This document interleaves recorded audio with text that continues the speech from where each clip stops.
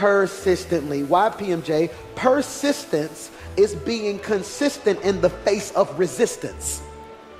Please put that in your notes. Persistence is being consistent in the face of resistance, while consistent is waking up doing the same thing every day. So if I'm going to be consistent, that means I'm going to wake up every day and do the same thing. Alarm go off at 6:30. I'm going to get up at 6:30. I'm going to pray. I'm going to shower. I'm going to get dressed. I'm going to go to work. I'm going to go to lunch. I'm going to stay at work. I'm going to come home, handle my business. I'm going to be consistent. Most people struggle with consistency, but can also stumble into consistency. Yeah, stumble into consistency. But what's the difference? Consistent means I wake up and do the same thing every day. Persistent means I'm waking up doing the same thing every day through difficulty. That's critical right there. I can push through difficulty. And I don't know who I'm talking to early in this message of mine, but if you're going to be successful, if you're going to be consistent, or if you're going to be what God is calling you to be in 2023, you're going to have to do it through some stuff. See, anybody can remain consistent when there isn't any objection against what you're doing. But if you're going to get it, you're going to have to fight through some stuff. And that may be why many of you are becoming irritated with those in your life. It's because you're surrounded by consistent people who are complaining when you've had to live a life of being persistent. Now, I just don't wake up and do the same thing every day. I wake up and have to fight through my own mental stuff, have to fight through my own insecurity, got to fight through my generational curses, got to fight through family telling me I'm not doing enough, fight through a husband who complains, a wife who's not satisfied. I got a mother who didn't cover, a father who didn't bother, brothers and sisters who don't ride with me. So if you want to know what faithfulness looks like, faithfulness is not just me showing up. Faithfulness is me showing up based off of what I had to fight through. And as I look over this church and I peep people watching from online, it's somebody online and in this room who, truth be told, being in the room today and being logged on today don't mean you were consistent. It means you've been persistent because you had every reason to stay asleep, every reason to throw in the towel.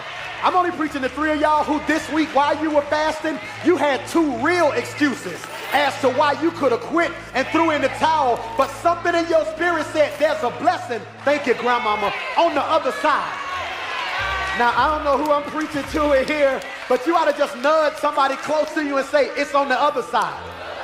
If God blessed you on this side, you would be arrogant, stuck up, selfish, and sadistic. But the reason you are as humble as you are is because when you made it to the other side, you didn't forget what it took for you to become who you are. Thank you, Adele. Hello? From the other side, on the other side of depression is going to be your sanity. On the other side of debt is going to be your prosperity. On the other side of your haters is enough peace that surpasses all understanding. I'm not fighting and fasting because I want money, job, or man in a car. I'm fighting because a Negro trying to make it to the other side. So hear me. Somebody say persistent. Hear me. So here's a simple word. So what's my goal as your pastor? I try to preach in a way that makes everyday life preach to you. As a pastor preacher, for some of you I may be your pastor, some of you I may be a spiritual covering, for some of you I may be a communicator, for some of you I may be an influencer, whatever you want to call me.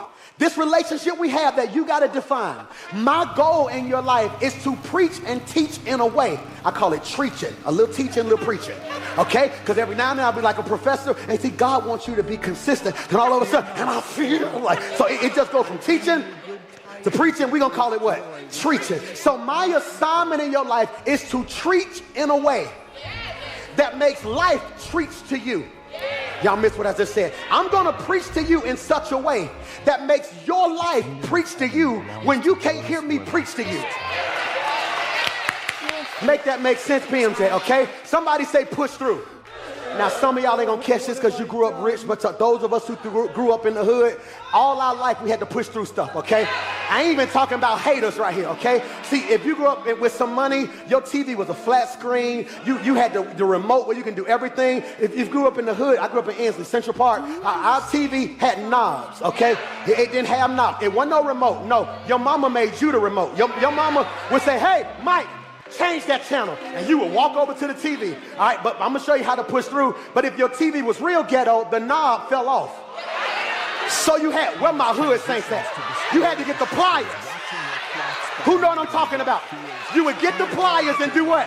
Turn the knob, okay? But here go the problem. I'm finna show you how hood I was.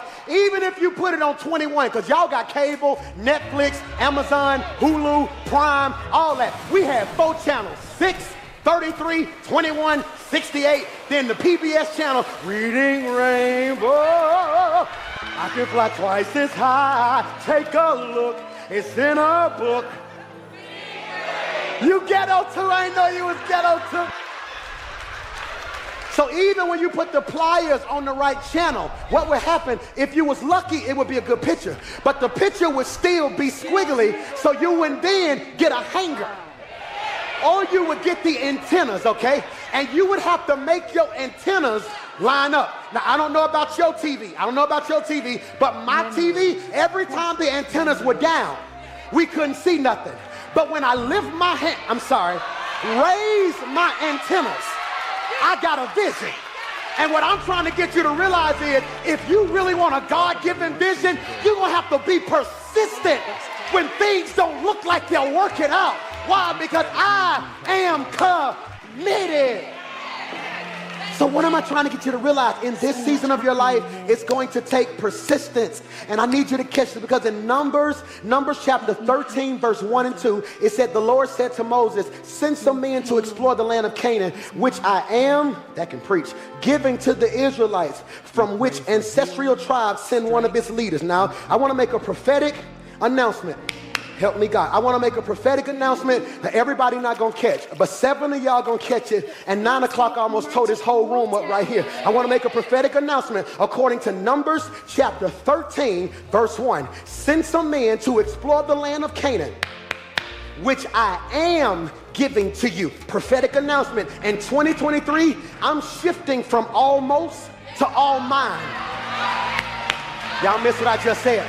In 2023, I'm shifting from almost to all mine. See, I don't know about you, but in my life, I'm always at almost. I almost paid this off. Almost got this job. We almost, and my family sometimes is always at almost. But for me, because I'm being committed, in 2023, you might as well catch this, it's all mine. Now your neighbor didn't shout because you sit next to a hater.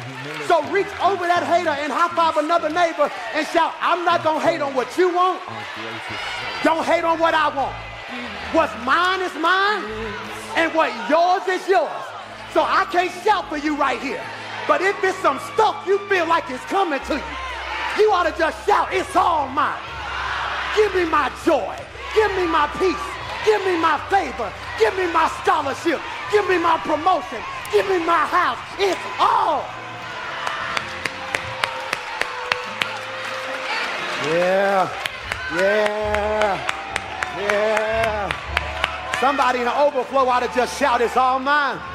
Somebody in the comment ought to just type, it's all mine. Hear me when I say this, I don't want your stuff. See, this is why you need a friend like me in your life. See, when you used to having fake friends, you'd be scared to even tell them what you want. Because you'll be like, I thought about starting a nonprofit. I started a nonprofit too. I was thinking about going to, I'm going to go to Jamaica too. No, I need a friend in my life who, when I tell you what I'm going to do, they're going to say, oh, that's you right there. I don't know who I'm preaching to, but you on a road with somebody who messy, just look at him and say, you sat next to the right person. Tell me what you believe in God for. And I'm going to look at you and say, oh, that's you right there. Your business finna prosper, that's you right there. Your family gonna be blessed, that's you right there. Because what's yours is yours, and what's mine, somebody shout yes. I'm just trying to shift. I'm shifting from almost. In my life, I have sometimes always been at almost. Can I be honest with you? I have a spirit over my life. I also feel like it's sometimes over my family's life of self-destruction. Now, let me show you what's critical. I cannot break that off my family. There's only one person in our family who can break that. That's my brother. It's because God's given him a unique insight on spiritual health. I can inspire my family, but I can't be the one to break certain stuff off my family. Because I'm discovering, I don't know about many of you gonna catch this, I get to a certain point where I start focusing too much on who ain't with me versus who's with me. In other words, I start looking at how far I gotta go instead of how far I've come. And I start talking about the season of my life where I almost. But in this season, I'm only talking about what's all. Now, I'm finna say this, and only 3 of y'all gonna catch this right here. See, somebody shout, it's all mine. When you say it's all mine, your mind made you think you had to have it before you spoke it.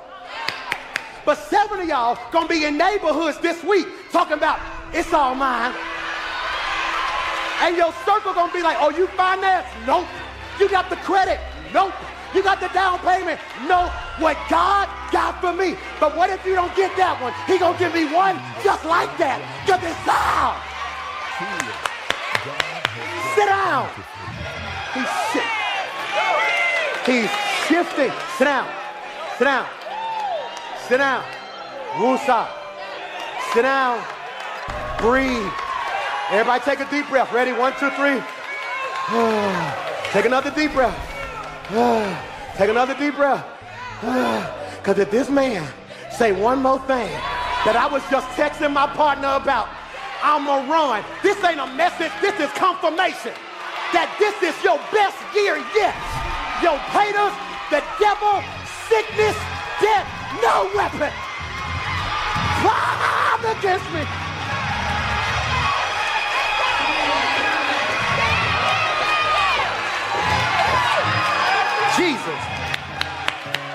Jesus, it's all mine. So hear me. I want you to be consistent and persistent. He said, I'm gonna give you the promised land. Now I say this once every 2 years, right? Put this in your notes. Sit down, sit down, sit down. Sit down. Girl, sit down before you make me scream. Sit down, mama. Thank you, God bless. Sit down. Sit down. Thank you. You good, you good. You good? All right, we calm? All right. How we good? Y'all good? Okay. I say this. I say this once every 2 years because I want to make sure you never forget it. He said, I'm gonna take you to the promised land. Now, if you can put this in your phone for it, it'll help me sleep at night. In your notes. Councilman Smith, it's promised. So what we do in church is grandmama didn't mean bad, but sometimes the way we pronounce stuff, we miss it. You know, the children of Israel had the promised land. Yeah, but that's not what, contextually it's promised land. Promised land. All right, so promise means if you do this, it's waiting on you. It's conditional. But promised, it's already prepared. Okay. All right, so Xander just turned 16. No permit, no driver's license. Okay? I'm gonna have to send him to driving school. I don't want that responsibility. I'm gonna send him to driving school, okay? Now, here's the crazy part.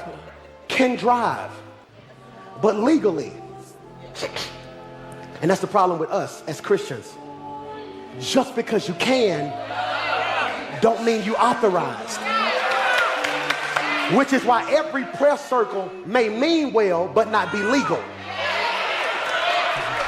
I'm not even going to, so this is crazy. So hear me. So Xander gets his car, all right? I take him to a parking lot. I'm going to show y'all the video next Sunday. And he in the parking lot, hitting speed bumps. He just, oh my God. Mike in the back seat, Mason in the back seat. They turning, like in their head, they outside all year. Hear me.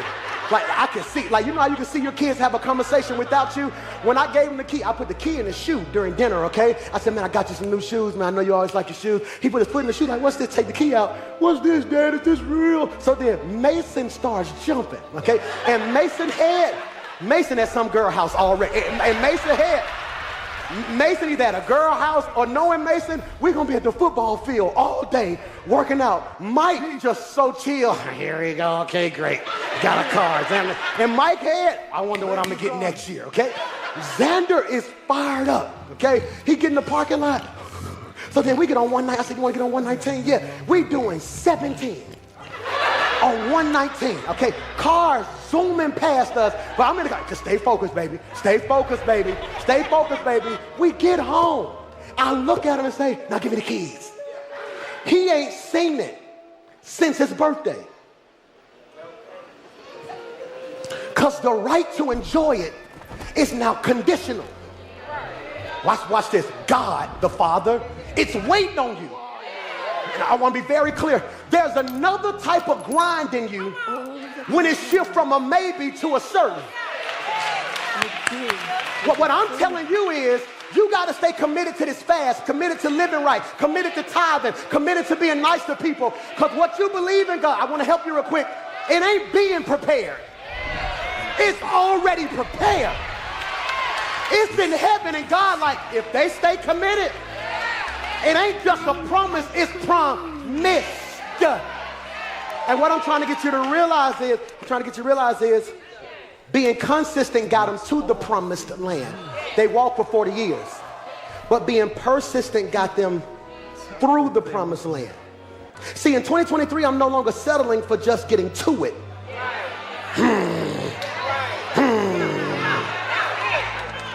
That's my mumbo. That's my mumbo more. So whenever I do, pause. Whenever I do stuff like that, that's when you put like, this is like battle rap. That's like my trademark. So you got to get excited when I say that. Okay, right. So let's start over. See, in 2023, I'm no longer settling for just getting to it.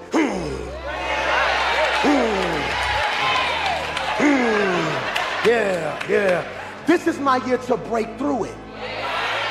I'm gonna say this, and I pray you catch it. See, because whenever you make a commitment to God, the enemy, I want to fix this, Darius, or even sometimes God creates resistance.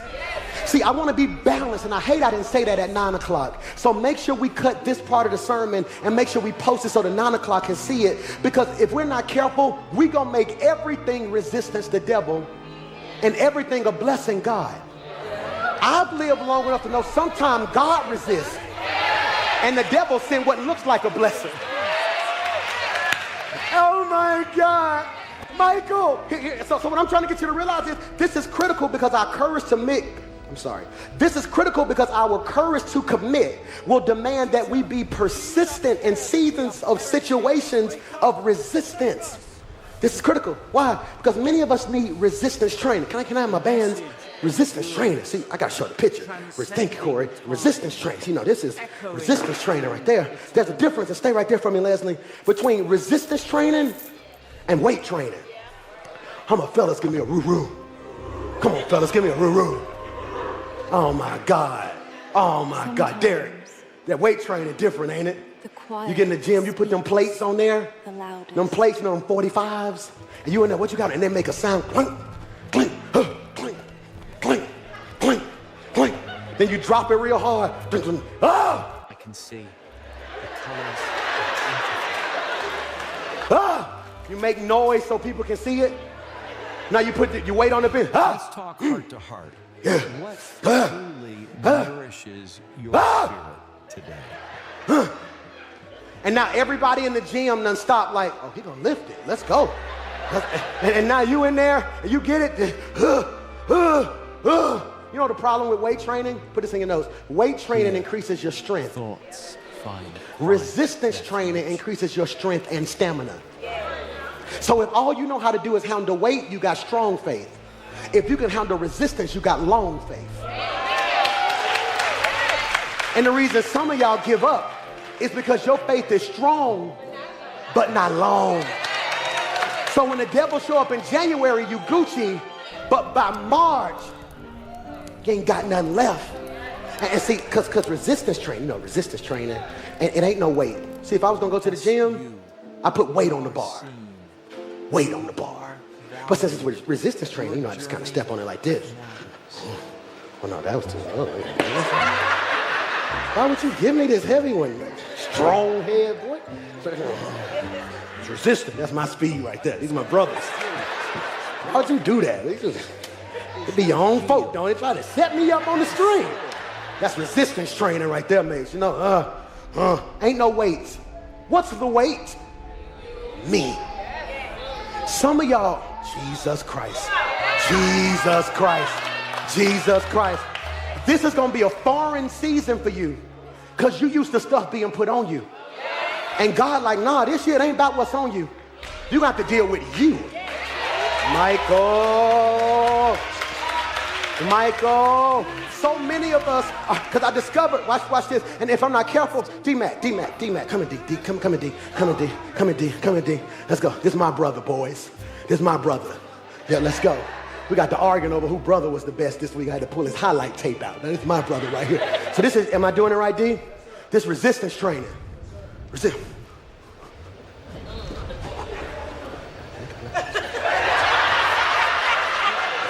I'm gonna have a problem.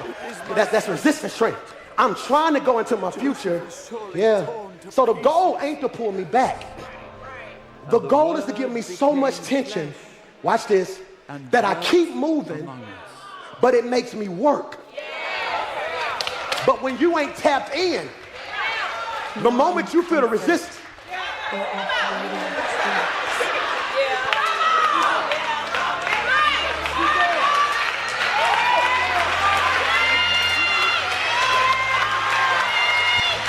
don't nobody look. And God like, no, you gonna get a little resistance. But they that wait, and it may get hard, and you may struggle, but the person in your life gotta be saying, keep going. I need you to look at your neighbor and say, I'm your trainer today. It may get tough, it may get rough, but if you just keep going. So there's a resistance that comes with people. Because the problem ain't the weight, it's the weight. Some of us can handle the waiting, but then some of us can't handle the weight because there are two types of people sitting on your row. One of y'all dealing with W-E-I-G-H-T, but then one of y'all going crazy because you have to deal with W-A-I-T. Look at your neighbor and say, the weight ain't the same. No. See, I'm the type of person, can I be honest? I compartmentalize at a level I have never seen. I have the unique ability to deal with so much weight and you can't see it publicly. I can be depressed, frustrated, broke, isolated, in my head, dealing with what I know they said, dealing with what I know they trying to do, and still walk out here and be like, how y'all doing today? Y'all good? Yeah. I can show up to work knowing they just talked about me. Like, what we eating at today? Y'all good? So for me, the W-E-I-G-H-T ain't the problem. You want to know what'll drive me crazy? The W-A-I-T. Because there are two of y'all in this room. Somebody finna run. One of y'all dealing with blocks. One of y'all dealing with clocks. Michael, you got blocks and you got clocks. Blocks represent the stuff that life put on you and pressure put on you and the devil put on you. But I want to argue that maybe the worst type of weight is the clock. I'm preaching to three of y'all who right now you going through and don't nobody in your circle even have a clue. I'm preaching to two of y'all who got a bill behind right now. Pause. Here's what I'm supposed to say. 2023 has been an incredible year. Can we be real for 1 second? 23 been tripping out the gate. I don't know what's going on, but it's like 2023 ain't waiting till the summer. It ain't waiting till the spring. First week 2023, I done almost cut somebody out. I almost got to fighting at Buc-ee's over a brisket sandwich. I had people in my nerve. I'm like, Lord. And the Holy Spirit said, Mike, if 2023 going this hard in January, it's because it done peaked over into your November. And there's something coming with your name on it. But you got to be able to handle the W-A-I. It's blocks, clocks. I don't know about you. I can deal with drama. Baby girl, I can deal with mess. I can deal with people coming and going. I can deal with looking in the mirror and not feeling like I'm enough.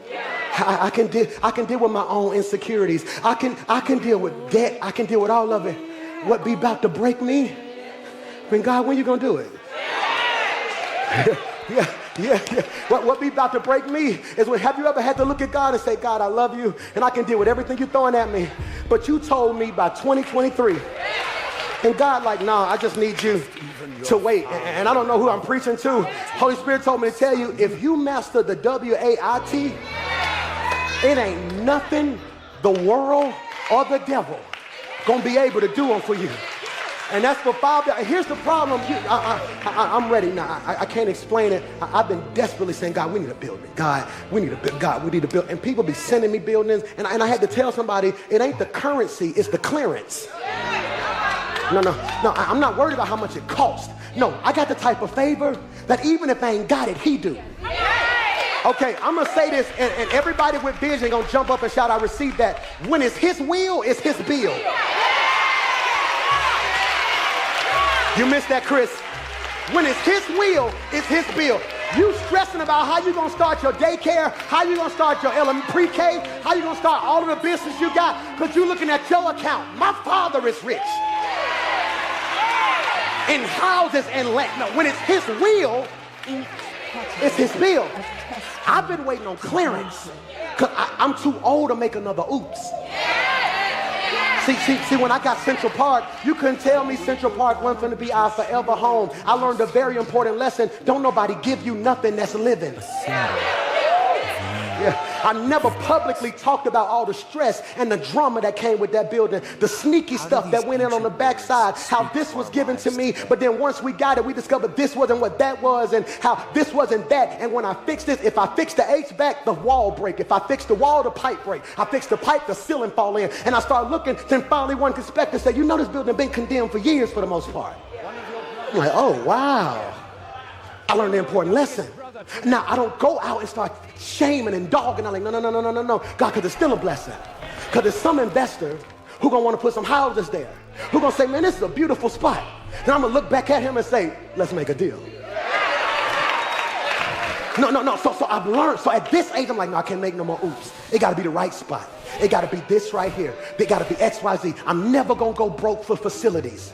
We don't build tabernacles. We build tents. That's what we do around here. I like helping people. Being able, this whole week, we've been buying new uniforms for Ramsey football team, and they've been designing their football uniforms for next year. That's what we do. We getting ready to help teachers all over the city, getting ready to partner with the Board of Education. So every city school teacher, I want a fund. That way any teacher who needs anything in their classroom, all they got to do is submit it, and Rock City is making sure our children educate. See, that's the stuff I do. No, I'm the gospel Frank Lucas. We throwing turkeys out the trunk. Can I get a what? No. It's going to be good in the hood as long as I'm breathing. So that's what I want to do. So the problem I've been having now, for the first time in my life, I can do it, but I ain't got clearance. So I've been having to wait. Ooh, and that wait hard. That wait will drive you crazy. Especially when you got uncommitted people in your life, constantly telling you what you need to go ahead and do. You know it's a shame. All them people sitting in overflow, you just need to go do something. I can't do it. No. It got to be right. Well, maybe y'all just need to build something. Not building nothing. That's going to be crazy. I don't want to spend X, Y, Z. What God got for us. Well, what make you think? Because I didn't build this. It was prepared. I know. I got the pattern of God in my life. See what this fast is going to reveal to you is the pattern of God. The pattern of God. Look back over your life and see how God has always moved in your life. I don't have a new anointing. I got a restoration anointing. Y'all missed what I just said. So some of y'all are like, Pastor Mike, you shouldn't say that over y'all. Like, no. The pattern God has always given me is he gives me something that was dead and allows me to breathe life into it. Wasn't nobody going to the bow well before we did it. We breathe life into it. See, we go into desolate places and bring the light of God, the ruah, the breath of God with it. And like he did in the Bible, can these bones? I'm getting excited. My Baptist roots finna come out today. I'm sorry. Can these bones live? And for many of you, I want you to be patient. Yeah, you can go copper whip. Wait a second. Yeah, you could have been moved. Wait a second. See, hear me. Because if we're not careful, 2023 is going to be the year of regretful decisions. You know what I discovered? Sometimes the devil will release resistance long enough to make you think it's God. Remember when they got on the boat and the Bible says they got halfway across? Then the storm broke loose. Why the storm didn't break loose as soon as they got on the boat? Because they would have got off the boat. He let them get too far away to turn around and not close enough to be there. Sometimes trouble jumps off in the middle. I gotta go. Terrell, I'm gonna run. Thanks, boy. I'm man. And hear me. And so hear me when I say this. So for many of you, you gotta wait. Wait on the Lord. Wait on the Lord. He will renew your strength. So wait, I say, wait on the Lord. Wait on the Lord. What is he gonna do, church? He will renew your strength. So wait, I'm gonna wait on you. I'm gonna wait on you. I feel God. I've tasted your goodness. I trusted your promise. I'm gonna wait on you. I'm gonna wait on you. I've tasted your goodness. Trusted your promise. You gotta wait. No, you gotta wait. You gotta wait. Hear me? You gotta wait. You gotta wait. You may be single for another 8 months. Wait. If you think lonely don't feel good, imagine being with somebody and being lonely. No. I'd rather be by myself eating Whataburger in my apartment.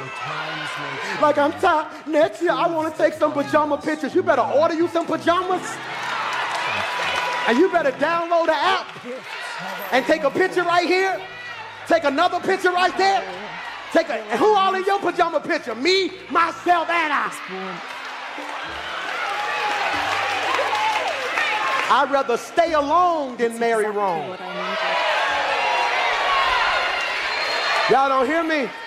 So you better wait and don't let uncommitted people tell you, well, you ain't getting no younger, so wine get better the older it.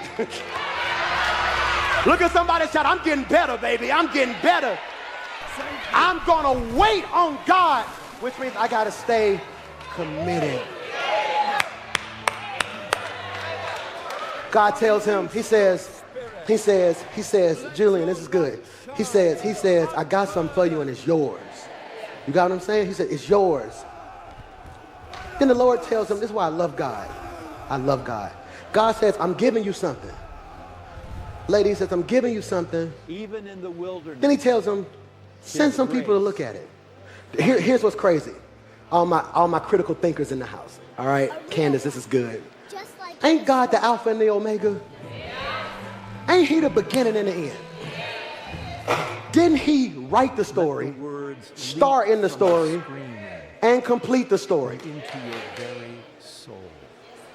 Why wouldn't he just tell me? Them trials can't come. They don't got enough commitment.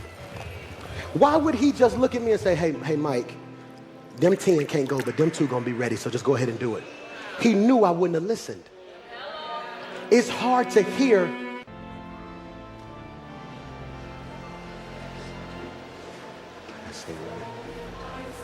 Yeah. Yeah. It's hard to hear what you don't want to hear about somebody who got your heart. See, the 10 who weren't committed is from his generation. It's hard to hear something that hurts about somebody who has your heart. See, had God told Moses, hey, them 10 ain't gonna be able to go with you to the promised land, Moses wouldn't have been able to hear it, because the 10 who didn't have faith are from his generation. God's light. It's the 2 from the next generation who got crazy faith. He said, send some people to the land. Here's what's critical, Leslie. I need you to catch this. Why is this so critical for you? This is critical for you because be careful who you trust with your commitments. Notice, this is critical, please write this. Moses trusted some of the wrong people with the right plan. In 2023, I want you to be very careful not to trust the wrong people with the right plan. Sometimes it's not what you're going to do, it's who you're going to do it with. Michael, this is critical. I'll never forget the first time I was trying to get into what I would call house flips. And I was talking to somebody, was like, all you got to do is go renovate it. That's easy. You get that one right, it's a tax house. You get that tax house, then you flip it. I'm so grateful I never did it. Because that person did what they told me to do. And to this day lost everything. They didn't have the information. See, you can never make good decisions with bad information. He didn't realize even if you get a tax house, there's a certain period you got to wait. And if you decide not to wait for that period, one of the best things to do now is to go ahead and start fixing it. That way, when they come back and try to redeem it, they owe you what you fixed. So the goal is once you get it, you start fixing it instantly, raise that price up to the point where they can't even give you what they wanted to give you. Then at that point, they decide to sell it to you for basically nothing. Then I just put y'all on free game. Oh, Lord. Go to the Flipping Female Conference in April. God bless you. No, so I'm trying to get you to realize that's kind of how that thing works. I didn't have the right information. Because everybody is a professional, but ain't proven.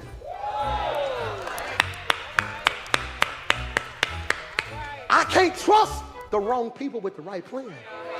You want to know what my issue? Am I helping y'all today? Can I tell you what my issue is? I talk too much. When I get excited, bruh. When I get excited, it's on. Hear me. When I get now hear me. If you tell me something personal, nobody ever know. God gave me this type of heart where when you tell me something, it's gone. I can't remember it. You'll look back at me and remember I told you. I'll be like, in my heart, because I don't judge people. So it'd be like, boom. But my stuff, simple. You can come to me, man, where you finna eat at today? Man, I'm thinking I'm gonna go to Chipotle or something, man. Get me something so I can stick to this fast, some lettuce and maybe some vegetables or something, man. Yada, yada, yada, yada. Trying to do so-and-so, man, yeah. You know that build-up was, you wanna know what I thought about? I come alive. It was Howard Thurman who said, don't ask what the world needs, but rather ask what makes you come alive and do that. For what the world needs are people who have come alive. I come alive when I start talking about helping people. Now, see, you want to know what's crazy? Now, what I'm going to do is I'm going to flip this, then I'm going to do so-and-so. Then one time I did, and the Holy Spirit told me a lot of my plans failed because I was talking to the wrong people. Some of my older members remember this. I never forget the first time we was going to do another location. We was going to go to Midfield High School. I think it was Midfield High School. I was so excited. I met with the principal. They said we could come. I was like, are you serious? Boom. I come back. Hey, man, you know we're going to go to Midfield. Man, hey, God, pray for us. You know we're going to Midfield. Hey, man, how you doing? Pray for us to go to Midfield. 2 days later, they called. Yeah, man, we can't do it. I said, what happened? They was like, well, quiet is kept. You know, when a black person say quiet is kept, it's going to be some hot tea. Quiet is kept. We started getting phone calls from different preachers and different things. They were just like, we don't really need that over here. I was like, what? And I learned a very valuable lesson. Right plan, wrong people. Right plan, wrong people. No, you want to know what I discovered? This is cold-blooded. If I give Michael an assignment, it's done. I don't even go back and check it. He wired, with all the things he has going on, he's wired to accomplish assignments. I can tell Mike, feed the dog. I'm never going back to check if he did it. That's Mike. He's consistent. He gonna feed that dog till I tell him not to. That's gonna be his responsibility. He gonna feed that dog, whether I'm gone or not. Until I say stop, he's gonna feed that dog. Conversely, if I tell Mason to do it, he may not eat that day.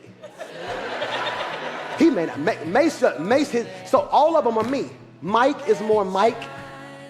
Mason is more PMJ. Xander more Pastor Mike Jr. Pastor Mike Jr. heart for everybody. PMJ just all over. He just out. Let's go. Like he ready to conquer the world. Mike, believe it or not, I'm very introverted. I could live at home and never leave and be happy with life. That's me. Give me some ramen noodles, some hot Cheetos that I can crunch in them. I'm good. I can be home. So if I give Mason an assignment, if it's something that don't pique his purpose, he ain't gonna remember it. Y'all missed the definition.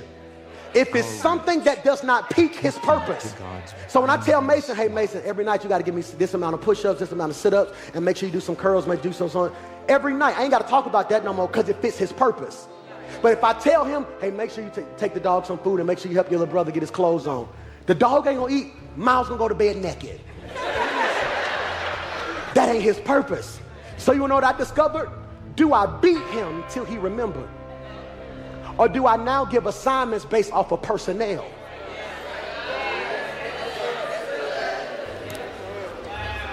Can I ask you a question? Who in your life you trying to beat to be committed that the plan just don't fit?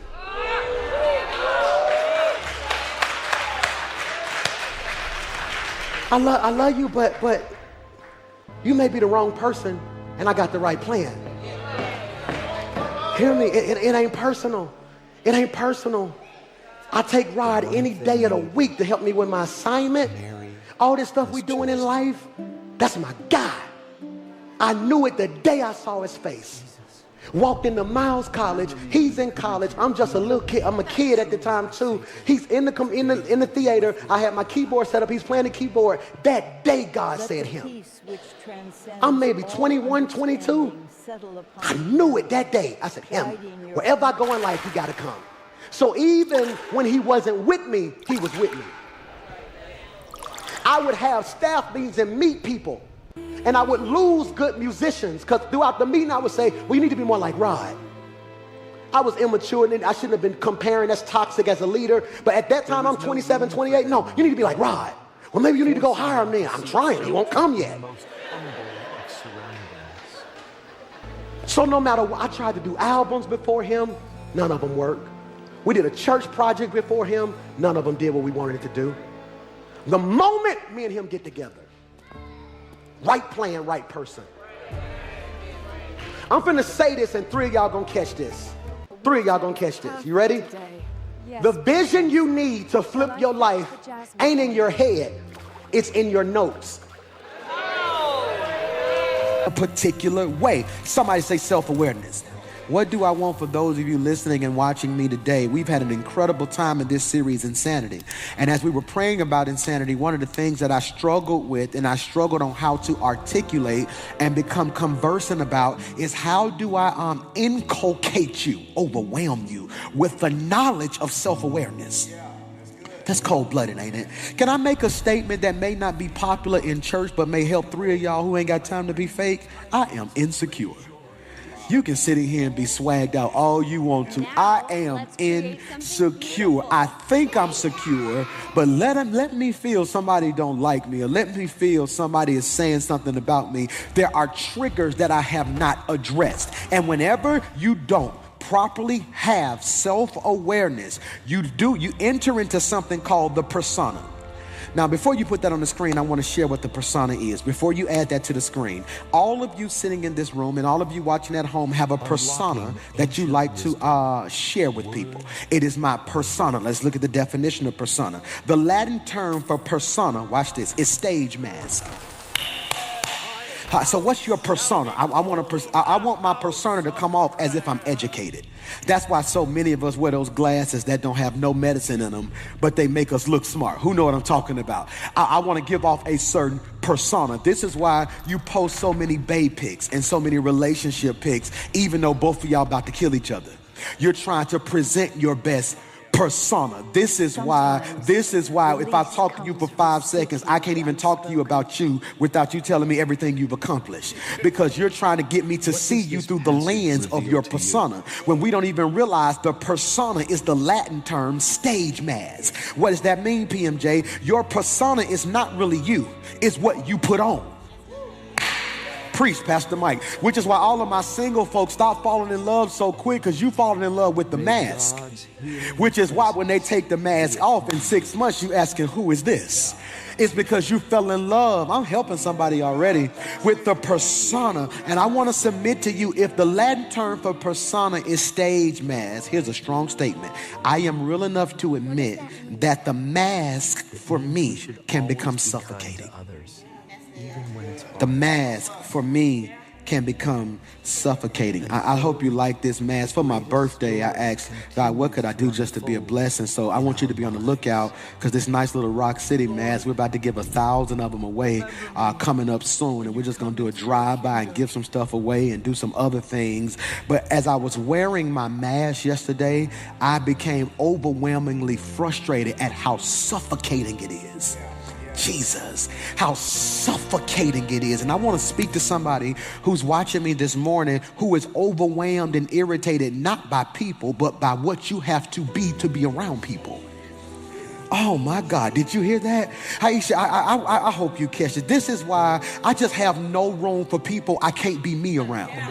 I'm gonna talk, they sleep. I'm gonna talk to y'all over here. I don't have time to be around people I can't be me around, because when you are around people that cannot handle the authentic you, they force you to wear the persona, which is the mask. And what the problem is, the reason so many of you are snappy, irritated, upset, about to lose your mind is because you're around people you thought you could be you around. They got a glimpse of you, started judging you. So now your safe place has become a prison. And now you are overly irritated because I am tired of having to portray perfect just to be in your circle. Ain't it crazy how people want you to be something that they're not?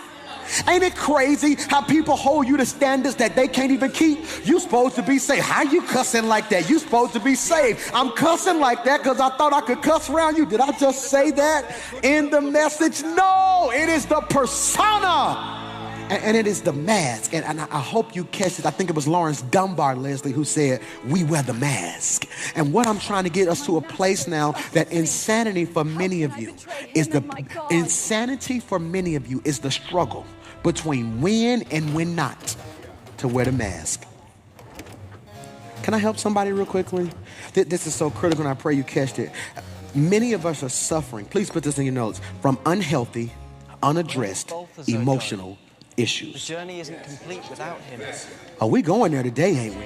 We shut it down last week. Let's bring some balance. We are suffering from unhealthy, unaddressed, emotional issues. And if I can be honest, you get out of one relationship, jump into another. You leave one church, join another. You lose one job, you find another. You lose loved ones and you stay busy so you don't have to deal with it. Too many of us are suffering in silence because, I'm preaching today, too many of us are suffering in silence because we have never had a safe outlet to deal with the emotional and mental trauma that we have been through. You were touched as a child. You were left by your parents. You went through a bankruptcy. You went through a foreclosure. Friends turned their back on you. A divorce. Life hit you fast. And at no point did you ever deal with it. You got over it. I don't think you heard what I just said. At no point did you deal with it. You just what? Got over it. And too many of you are building bridges, getting over stuff that you should have dug out and removed.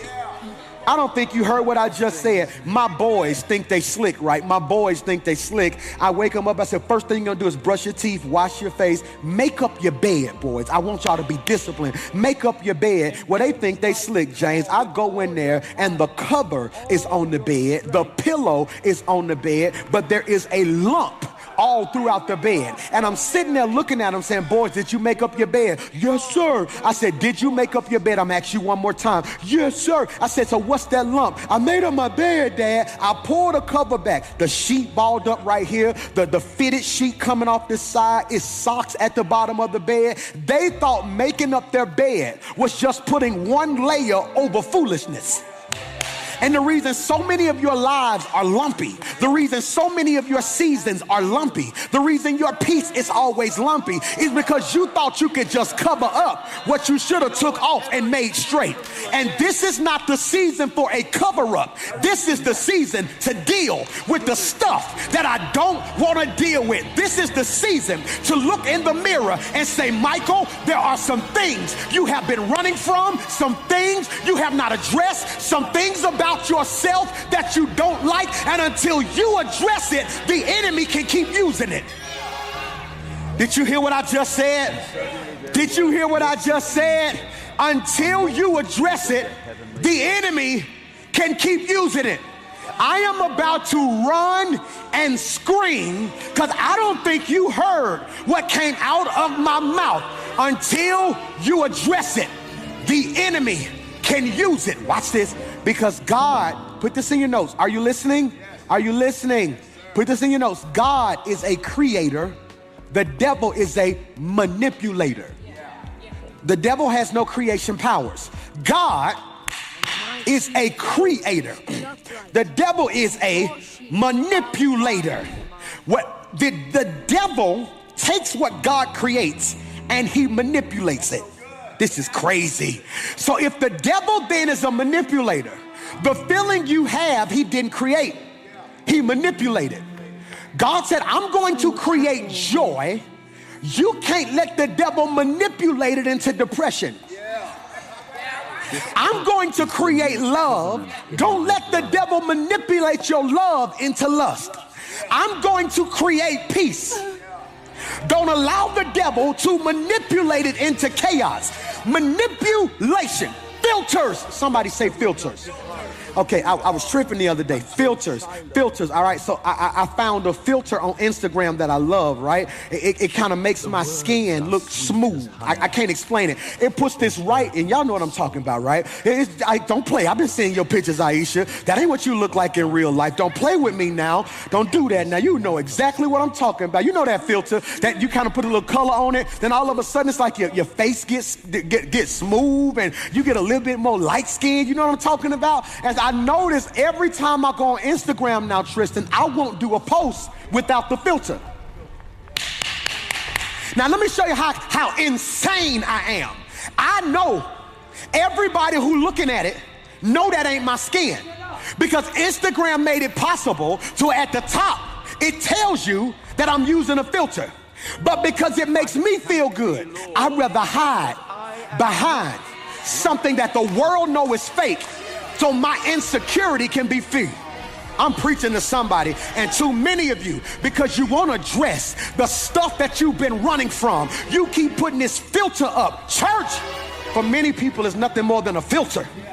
Singing on the praise team for many of us is nothing but a filter, because if I can act like I'm worshiping in front of you, it covers up the fact I ain't worshiped in my house. I'm preaching to somebody in here, and if we ain't careful, many of you are dating people that you never would have dated. They're just a filter. Unhealthy, unaddressed, emotional issues. And until you address it, the devil can keep using it. That's crazy, ain't it? Tris, you wanna know what the devil does? He takes the things that you are insecure about. Because insecurity, let me free you. Security says this is who I am. Insecurity says, all right, I'm gonna put this over here because I don't want nobody to see. I'm sensitive about that. The devil goes into that lockbox, pulls that out, and plays on it. And because you won't address it, it makes you go deeper into insecurity to keep covering it up. This is cold-blooded. I need you to catch this. Mark doesn't give me enough information. When we tiptoe into the corridors of today's text, we find ourselves situated and acculturated in this pregnant Markan text. In this present Markan text, this present powerful pericope, we find a dilemma that needs our attention. It is cold-blooded. Mark doesn't give me enough. He gives me the geography and the pathology, but not his biology. Geography, he's situated and acculturated in the tombs. Pathology, he has some type of tormenting spirit because he's cutting himself, but I do not have his biography. And that's the problem with everybody in your life. They know your geography, where you are. They know your pathology, what they think your issue is. The problem is, and the reason they finna get hurt is because they won't take time to do a biography. Yes, I live here. Yes, this is what you think is wrong. But until you go deep into my history and discover what caused me to be this way, I wasn't a mean person in 97. I wasn't a mean person in 2010. The reason I'm mean in 2020 is because there's some stuff that jumped off. And whenever people deal with your now without taking time to understand your yesterday, they abuse who you can become. I'm talking heavy today. See, if I don't understand your now, see, as a pastor, especially of high level people, I got a lot of high-level people around me. I was laughing the other day because I'm just looking at all y'all and all the stuff you guys do and all the people that God has connected me to in my church. And I'm like, God, I have to have a very high level of discernment. Watch this, not of your current gift, but of your past pain. Most pastors fail at discipling and leading high-level individuals because they are too caught up on their gift and not enough on their pain. See, James, I love your pen and I love your anointing, but I have to be equally enamored by your past and your pain. Because if all I want from your gift, I am nothing more than a spiritual pimp. Give me your gift, then go home. You missed what I just said. I love the prophetic anointing on your life, Tristan, but if I am not deeply involved in the levels of your pain, I'm gonna prostitute you for a word, but leave you when you're warring. Many of us are dealing with insanity because we have too many people in our life who love what we do, but don't care about who we are. Michael, we got people who love what we do. You make me laugh. I'm finna get some people in trouble. I want you to take time this week and just ask people simple questions like, what you love about me? What you like about me? If everything that comes out their mouth is something you do that benefits them, that relationship may not be as strong as we think. Because the thing that's holding this building up ain't the stuff I see. It's the stuff I don't see. And I'm trying to get to a place where I am tired of cosmetic Christianity. Cosmetic relationships. There are some things I can't put makeup on no more. There are some things I can't cover up no more. I know this brother's geology. I know where he is. Geography. I know his pathology. That is his sickness. Geography, his location. Pathology, his sickness. What I don't know is his biography. All Mark tells me is when he got out the boat, immediately a man from the tombs with an unclean spirit met him. See, Mark, I'm frustrated with Mark. And when I get to heaven, me and Mark gonna chop it up. Because Mark reminds me in this particular sense like a whole lot of messy people. He tells me about this brother's issue, but don't tell me his story. That's critical, ain't it? Tells me his issue, but don't tell me his story. And I want to pause and parenthetically digress and submit to you that the reason so many churches are empty is because there are too many people in the pews assessing people's story without facts. People don't feel comfortable coming to your church. They don't feel comfortable coming around you because what you do is just because you've seen one person's story, you make everybody's story their story. That's crazy, ain't it? I had a sister stop me in Walmart and say, Pastor Mike, I just want to tell you thank you. I said, for what? She said, me and my 3 kids go to your church and you've never made me feel bad. You've never talked down to me. My boys love you. She just kept talking. And she said something I thought about when I got in the car. She said, everybody treat me like a crazy baby mama because they see 3 kids and I'm single. She said, I ain't never slept around. I married the person I went to the prom with. He lost his mind, left us. Now it's me and 3 babies. But every place I go, people treat me like I got all these baby daddies and kids. And it made me think everybody who's single don't have the same story. And the improper assessment of the uniqueness of everybody's story will cause you to treat everybody the same. Y'all don't like me today. When he got out of the boat, immediately a man from the tombs with an unclean spirit. Somebody say unclean spirit. Notice the text didn't say an unclean man, but rather he had an unclean spirit.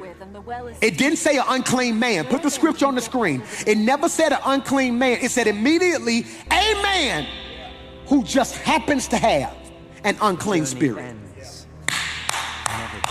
Don't allow your issue to define you. That's crazy.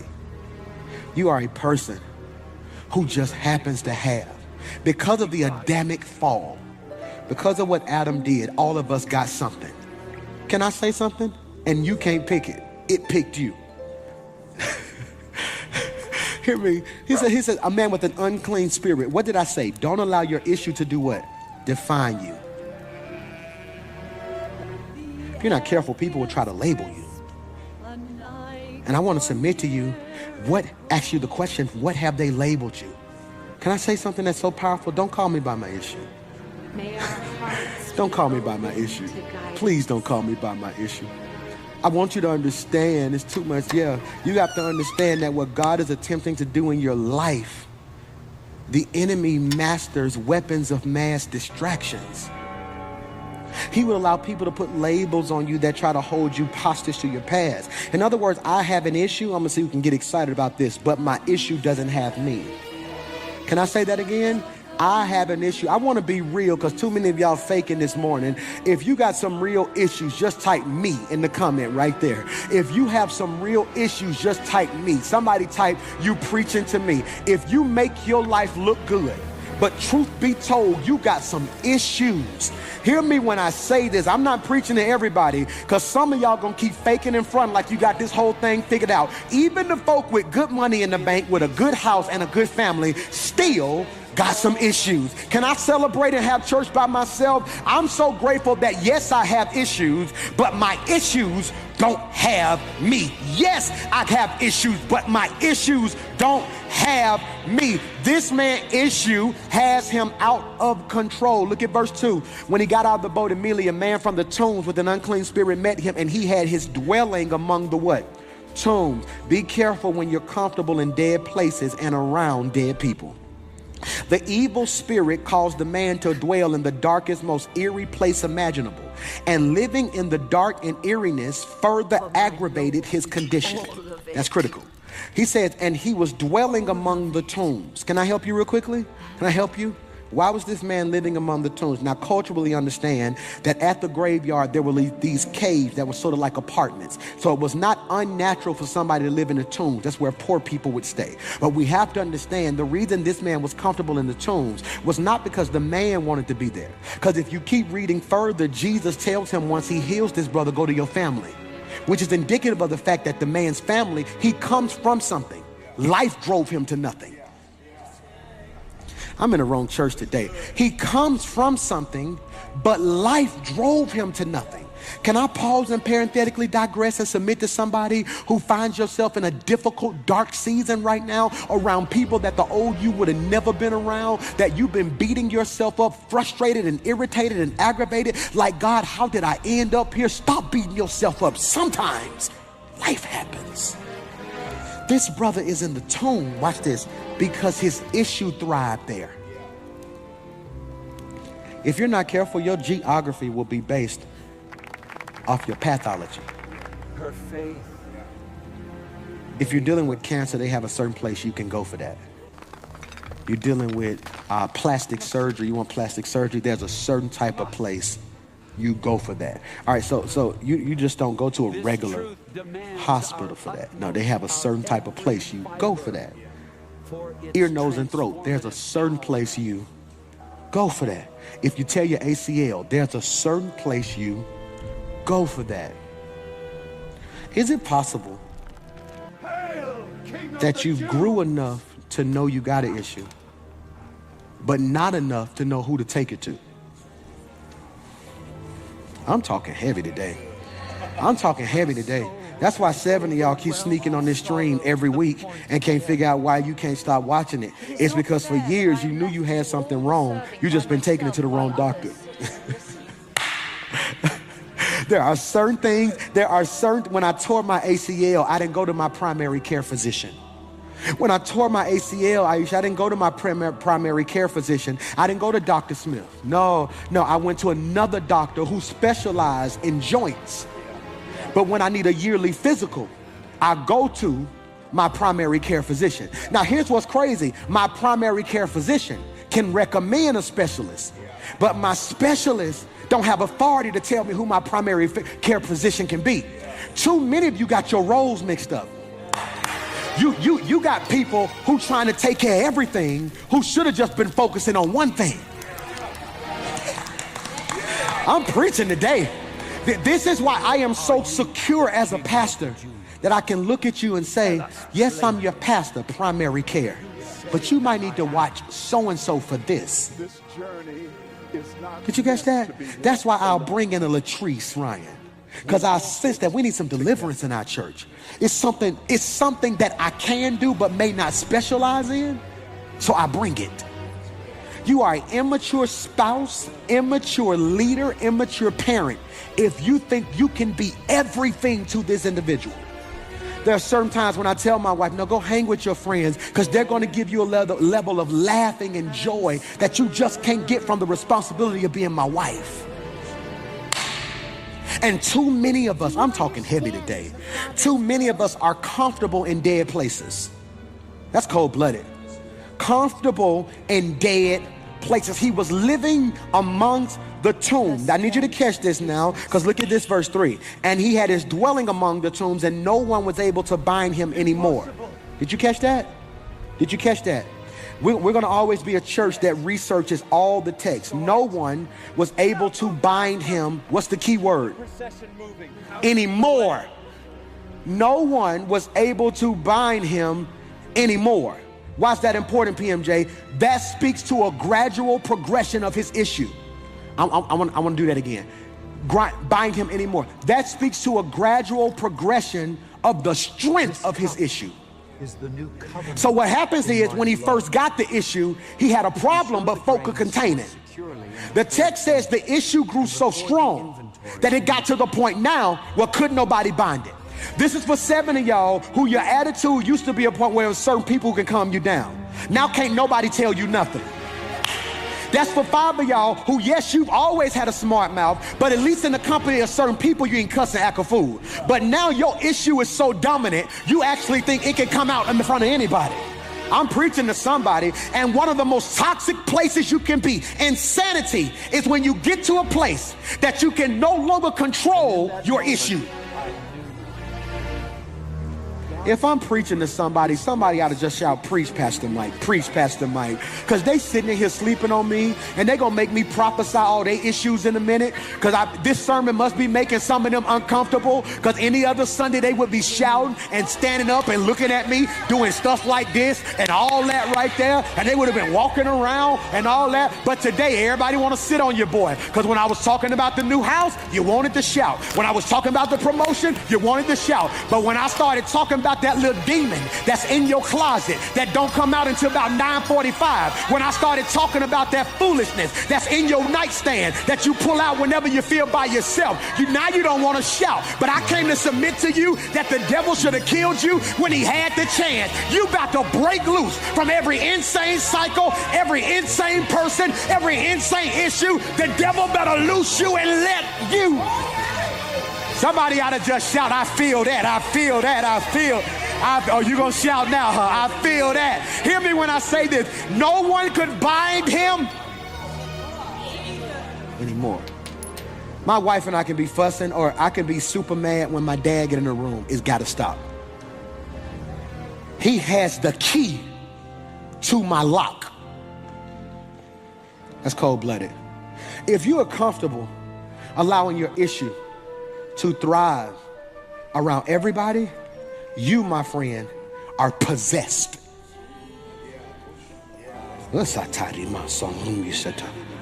Some of us have issues in our possession, and some of us are possessed by issues. Oh my God. I'm gonna back that up and say it again. Some of us have issues in our possession, meaning, yes, we like to do this. Yes, we like to do. You may smoke, you may drink, you may lie, you may cuss, you may sleep around, you may be depressed. I don't know what the issue is. All of us have different issues, but whatever it is, some of us have it in our possession, which is why you can be doing good. Then something will happen and makes an appearance, but then conviction sets in and you do what? You dominate it again. Then some of you are possessed by your issue, which means you couldn't stop if you wanted to. I bet my stream's going down. Everybody logging off this morning. Everybody logging off this morning. 7 of y'all ought to tag 3 people and shout, you better get your butt in here. You need to hear this. Because I've been trying, I am preaching to the people who were in this conversation this week about stuff you've been trying to stop and couldn't. And you've been saying, God, give me strength. The problem is, you've been trying to allow people who aren't strong enough to bind what you're dealing with. Y'all don't like me today. And no one was able to bind him anymore, even with a chain. No one, I ain't through. I got a minute, even with a chain. Let's go line by line, precept among precept. Because the church has been, too many of us are guilty of spiritual malpractice. There are too many pastors and too many worship leaders, songwriters, who are guilty of spiritual malpractice. We are giving a culture phrases without doctrine. We say what we heard without the conviction of what it meant. Another quiet If we're not Saturday. careful, we're going to be telling people to be chain breakers Here is the order. when we don't realize it is not us who's supposed to break the chain. God is the chain breaker. Insanity is when you switch roles with God. Am I preaching to anybody? Insanity, Tristan, is when you switch roles with God. Waymaker, miracle worker, promise keeper, light in the darkness, my God, there's none like you. Then we say, he's a chain breaker. And we get excited. But the immature ear heard chain breaker and went home and tried to break some stuff that they weren't qualified to break. The chain in this instant wasn't to hurt him, it was to help him. See, insanity is the improper assessment of what tool God is using. Y'all missed what I just said. Improper assessment, improper assessment, improper assessment. This is a belt. This is a belt, Tristan, okay? So you remember when you was a little boy, you get in trouble, and what they do? They say, don't make me take my belt off, all right? And then you be terrified of the belt. Why are you terrified of the belt? Because the belt in the right hand represented a whooping. But now that you're grown and done picked up some weight, you appreciate that belt. Because the same thing in one hand that is discipline and another function is support. So insanity is viewing all things as equal. This might be the heaviest sermon of the series. Insanity is viewing all things as equal. So when I see a chain, I need to break it. No. God said, no, we chained him. Why, PMJ? It's right there because he was cutting himself. I put him in chains to help him. The devil put you in chains to hurt you. I'm going to break his chains. I'm going to leave you in these.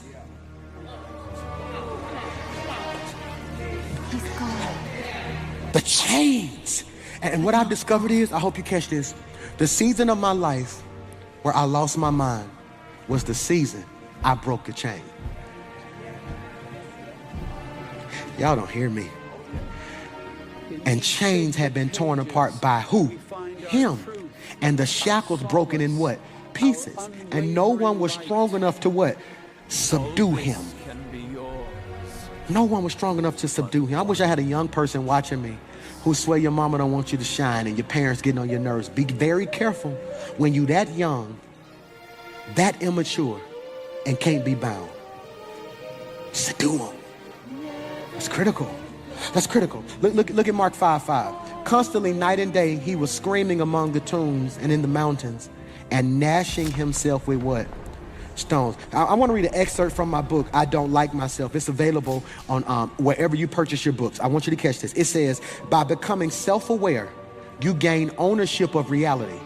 And becoming real, you become the master of both inner and outer life. That's Deepak Chopra. I want you to catch this now. It says, by becoming self-aware, you gain ownership of reality. And becoming real, you become the master of both inner and outer life. When you don't possess self-awareness, you experience perpetual pain caused by detrimental decisions birthed out of a morbid, maladjusted mindset. That's a heavy prognosis right there.